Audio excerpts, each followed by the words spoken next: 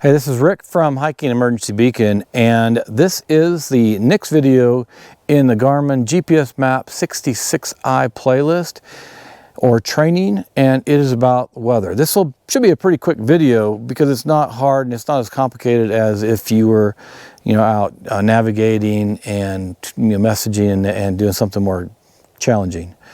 But before we get into all that, please like, subscribe, share, and turn on notifications so you'll be alerted as soon as I put out new videos. All right, on this GPSMAP 66i, there is weather and then there is active weather. And it says inReach weather, and there's going to be screenshots up of all of this.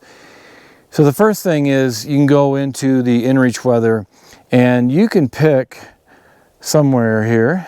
You can pick whether you want premium weather or basic weather. So just to walk you through this, if you click on inReach weather, and then I've got a weather forecast that I've already gotten. It's a premium weather, but let's go look at new forecast first. So I'm going to click on new forecast, and then it says forecast type, basic, my location, or offline. So let's look at, I'm going to click on basic real quick. There's basic and premium. Those are the only two. Basic is daily and detailed weather forecast for the next few days. Cost is one message from plan. Premium, extended weather forecast for the week, extra cost per request. I want to say it's maybe $2 or something like that per request. I'll have that up on the screen. So if I pick basic, and then you can go to location also. So I'm under my location. I can click use map, my location, but I'm always going to use my location. I mean, there's probably reasons why I want to use someplace else sometime. Maybe I'm out. If I'm at home and I'm doing a day hike, I'm going to know ahead of time what the weather is going to be like. But if I'm out on a long trip and I'm not in cell service, but I want to see, maybe I'm going to go to another town, another location, then I would then use my map and pick the spot. So I'm going to, my location, and now it says the marine is on and off, or it's off right now, so I'm not going to turn that on. And then it says get forecast. So it says forecast updating. Now what I have here already is the premium forecast. Now I'm going to leave this on here, because it takes some time. Depending on your satellite connection. Well, that was quick. Well, it's updating. What I want to show you though, real quick, let me get back to what I was saying. Depending on the satellite connection, I've had it take 5 minutes or so to get a weather request it and to get that weather. Sometimes it's been 2-3 minutes, but you do have to wait for a little bit. On the screen here, as it says, it's updating forecast. You can arrow to the right under information. Now this one says basic, my location, and it just said just now it updated. All right, it says 46 degrees. It gets the weather. It feels like 36. My location, it's 6 p.m. on Monday. Then there's Tuesday, Wednesday, Thursday. That's it. There's 4 days, or today plus 3 other days. And it really gives you just basic information. Now I can click on it. If you click on a day, then it'll give you, it's not hour by hour, it's every 2 hours. It gives you the temperature, if it's sunny, it's nighttime, it's percent chance of rain. If I click on it again, then it did give me some more information. It says Monday, 6 p.m., temperature is 46, feels like precipitation, cloud coverage, wind, gust, and then the wind, it says southeast 7.4 miles per hour, pretty light here for Colorado. Gust, humidity, 35%. That's a little high for Colorado. And then pressure, millibars. All right, that's the information it gives you.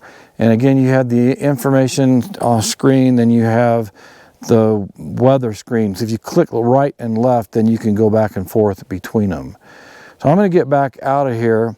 And I am going to go to new forecast, and we're going to see how long this actually takes. I'm going to click on basic. This time I'm going to go premium. Now I'm going to get charged twice for this because I did this earlier. So it says forecast type is premium. Then I got to go down to the bottom. Again, it says my location, get forecast. Now it's updating. I'm going to put my 66i up here while I wait. I wonder, let me just, since this might take a little more time, let me start my stopwatch and we'll just see. What's really nice about this, and I'm going to get to active weather in just a minute. Oh, there it went. What did that say? That was quick. it says forecast updating. So what happens when you get these beeps, it's a beep to let you know it sent it. Then I think there's 2 beeps to let you know it's been received. All right, there it goes. That was 30 seconds. That's pretty fast. Sometimes I'd said, you know, it takes 5 minutes. So it's my location. And it gives the same information here. And you'll see if you arrow to the right, it gives the information about it's a premium, forecast type, my location, today 5:14, and the time zone I'm in. When I go back to the left where it shows the weather, now it goes, I'm going to just count the number of days here. 1, 2, 3, 4, 5, 6, 7, 8. Looks like there's 8 days. Now, if I go to the 8th day and I click on it, it says hourly forecasts are not available because I think it only does that for the first 2 or 3 days. So when I went back and looked at the first 3 days, and today being the first day, it gives me hour by hour today for tomorrow and Wednesday. So it's about 48 hours of hourly forecast. And again, it's not hourly, it's every 2 hours. And then here it says the day, at what time it is, has the weather, has whether it's sunny, cloudy, or nighttime, and then the precipitation. Now, if you click on that, now it's going to give you more information. And again, I've already mentioned this as it was in the basic. This is the same thing. It says Wednesday, 12 a.m. Oh, because it's Wednesday a couple days from now.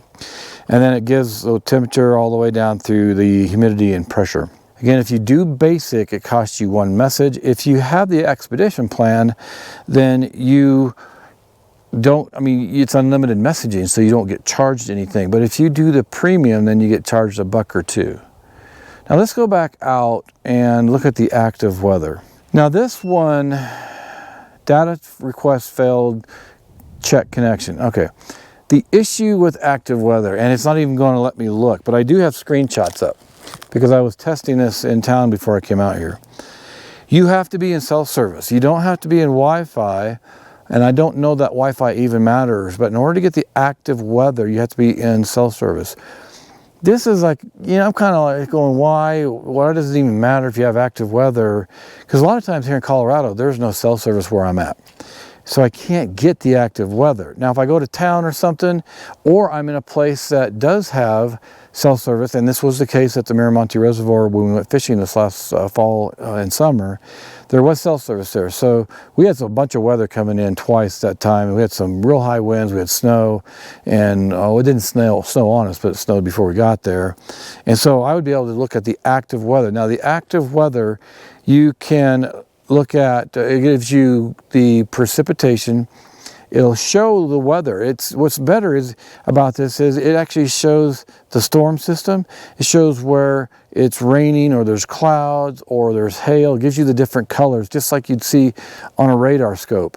And then it gives you wind, temperature. So if you click through it, you'll see on the map, and you'll see it up here as I said, I'll put the screenshots up. You can get more detailed information, but again, you have to be in self-service.